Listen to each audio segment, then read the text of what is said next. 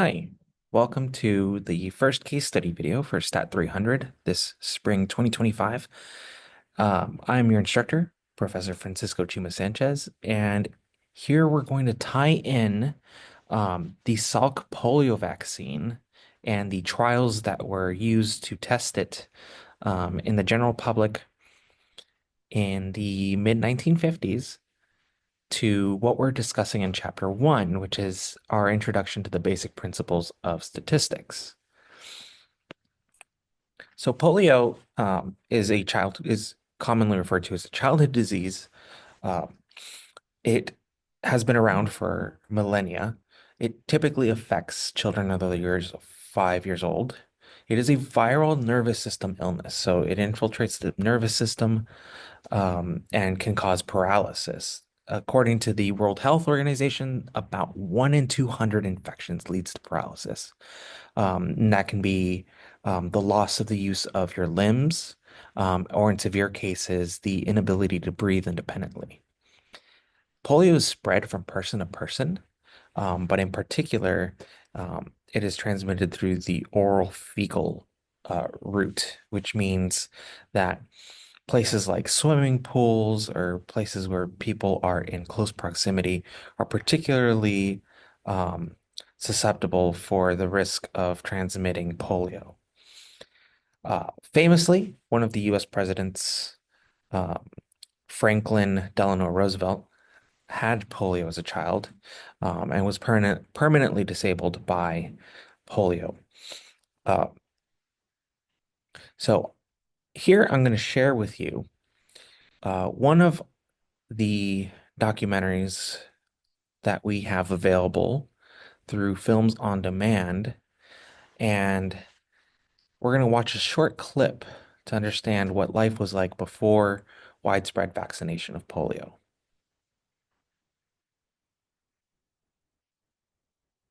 As America entered the 1950s, a disease unheard of just 50 years earlier had grown into an annual event of terror and apprehension. Polio targeted anyone at any age, but mostly it targeted young, healthy children, making it seem more destructive and cruel than other diseases. Polio, also called infantile paralysis, was a mystery. Did they get it from the water? Did they get it from insects? Did they get it from animals? We were petrified, and many parents, many of us kept our kids home. We were frightened. We were frightened. The lives of millions of children were changed by the fear polio caused. It was really frightening for parents during the polio years. There were terms such as polio weather. Don't send the children to the beach. They can't go to the community pool. No one knew where polio came from. They didn't know how to protect their children. One day, scientists would learn that polio was a fecal oral disease. Children or adults coming in close contact could infect each other through water or food, contaminated by feces. But for the first half of the century, only the fearsome symptoms were understood. It began with a sniffle, then a fever, then suddenly the cries of a child screaming in fear, unable to move, sometimes unable to get a breath of air. Polio patients spent weeks in the hospital, trying to battle the odds and recover. The diagnosis of polio is just the beginning of a long, painful journey. The virus itself lasted anywhere from 2 to 4 weeks, but the damage to the spine could shut down healthy muscles in arms, legs, even lungs. Therapy began immediately after the fever subsided. Rehabilitation was long, tedious, and painful. One of the things that's not in a lot of the literature also is that polio has a lot of pain associated with it on a daily basis. Not a severe pain, but constant pain. And the pain is associated not so much with the handicap, but with the wearing of a brace. With the help of a brace, the fortunate might walk again. The less fortunate were placed in iron lungs to help them breathe, forever trapped in the humming metal tubes.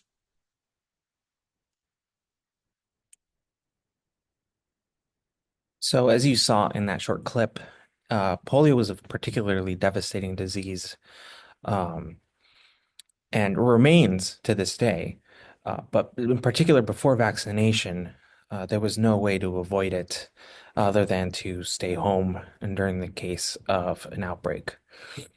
Um, there were other diseases around that affected children that were similarly of interest to public health officials to target because they were either debilitating, permanently disabling, or downright deadly.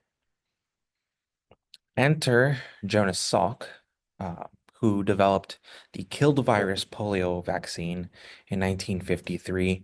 He also proposed something called the attenuated virus version, which is similar to the early inoculation methods when uh, vaccination was introduced uh, to Western Europe from the Ottoman Empire. Inoculation was in particular of interest when it came to smallpox, a disease that is now eradicated by means of a slightly less severe virus called cowpox. Edward Jenner, a physician in the late 18th and early 19th century, noticed that uh, people who had been infected with cowpox were less likely to contract smallpox because their immune systems had developed antibodies that could help them fight off an infection of smallpox. This sort of logic extended to all sorts of viruses and fearsome illnesses. And so in the mid 1950s, Jonas Salk and a team of researchers were able to create a vaccine um, against polio. In order to convince people that the polio vaccine was effective, they sought to conduct field trials, which meant going out to the general public and enlisting their help in participating in an experiment. So, what we're going to focus on in this case study is to see how exactly that came to be and what considerations were made, um, particularly focusing on the statistical design of the experiment. So this was conducted nationwide in the United States in the mid to late 1953 to early 1954, involving over 600,000 subjects, mostly school children of all ages. And this was carried out through a controlled randomized blind design. So controlled randomized meaning that every uh, participant was either assigned to a treatment group or a control group. The control group received a placebo, a saline injection. So it would not do anything for them.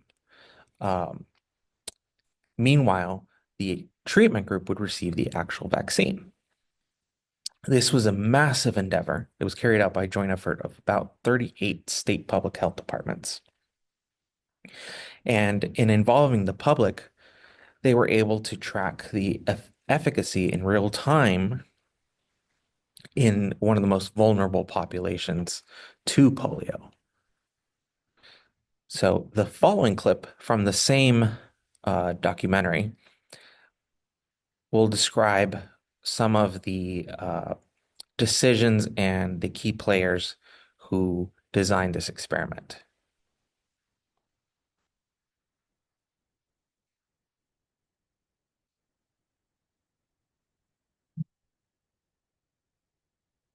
Basil O'Connor was also taking steps to ensure the trial came off perfectly.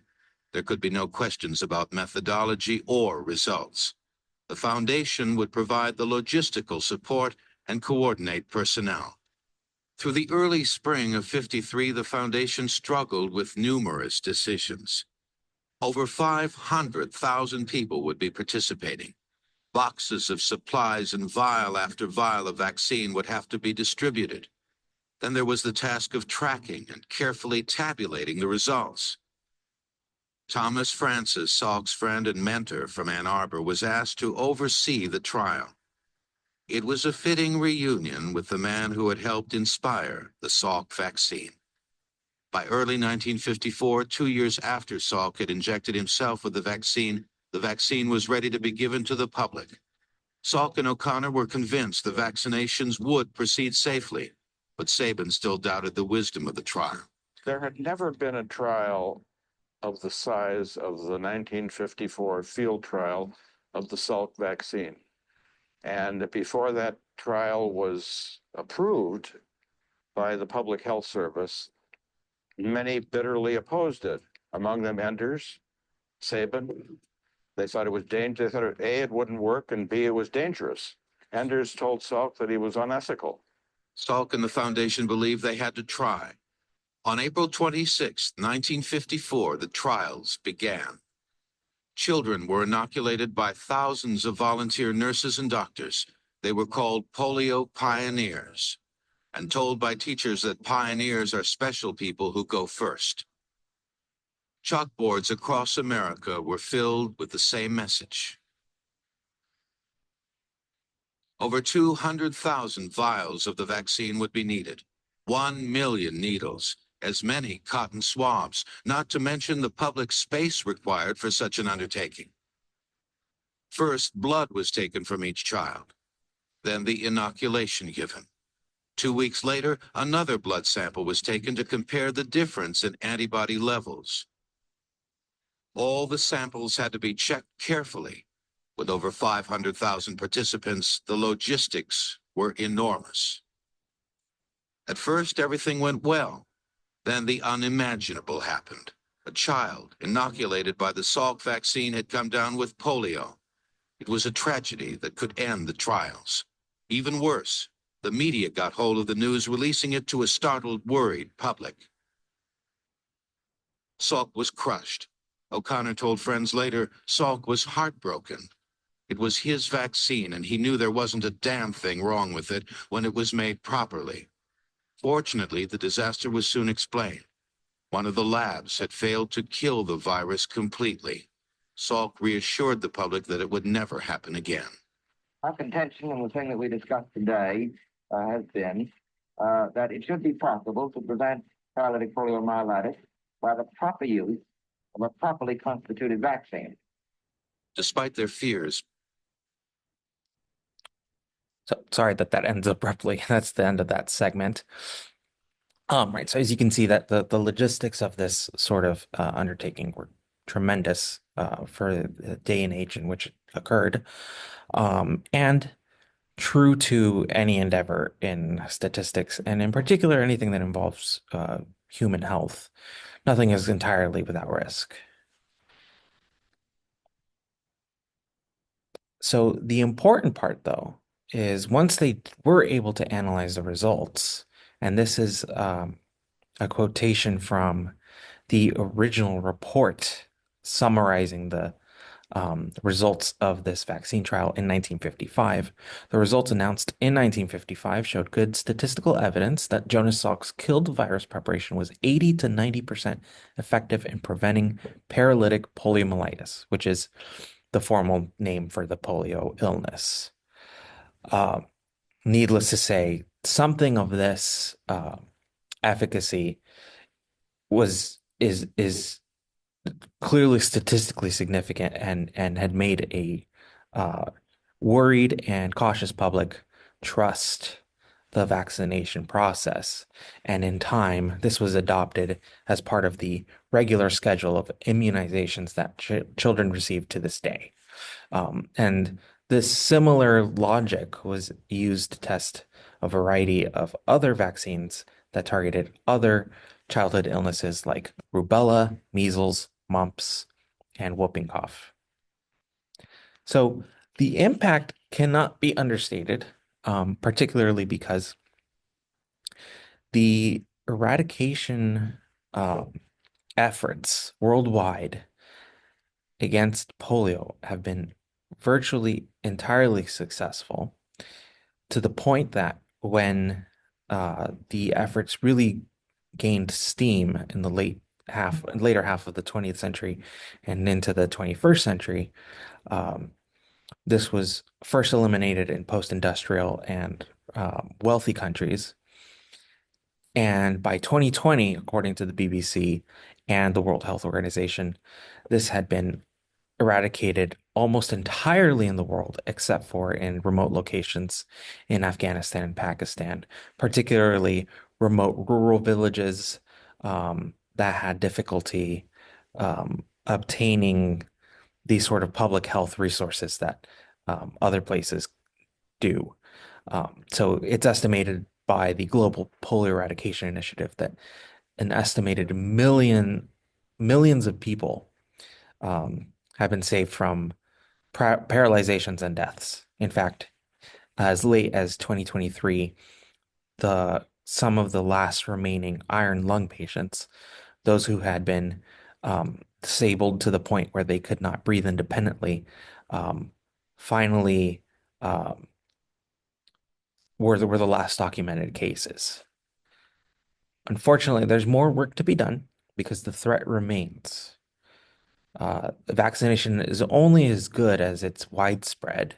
It's well documented that vaccination is a way to increase herd immunity, meaning that in a population, the more people that are vaccinated, the more you're able to bridge the gap um, and prevent outbreaks, especially if you have those who cannot actually receive the vaccine and they're protected by the people around them who are vaccinated and so are not going to pass it on to them. In the US and Europe, especially since the mid 2000s, in the wake of the Lancet publishing Andrew Wakefield's now discredited article about the dangers of the MMR vaccine, um, the anti-vax movement has actually only grown since then, especially after 2021, when the first versions of the COVID-19 vaccines were being released to the general public. And unfortunately, we have seen some uh, rolling back of progress when it comes to these childhood illnesses, particularly measles and whooping cough, but this does also include polio and rubella. Now, here are some citations that I used for creating this slideshow. Please feel free to check these out. This slideshow will also be shared on Canvas, so if you are interested in doing some more reading or watching that documentary in full, please feel free to. Thank you. And in the next few videos, we're going to delve into um, chapter one, the practice of statistics, and start to discuss some of the basic terminology and the basic concepts of statistical design. All right, so I'll see you in the next video.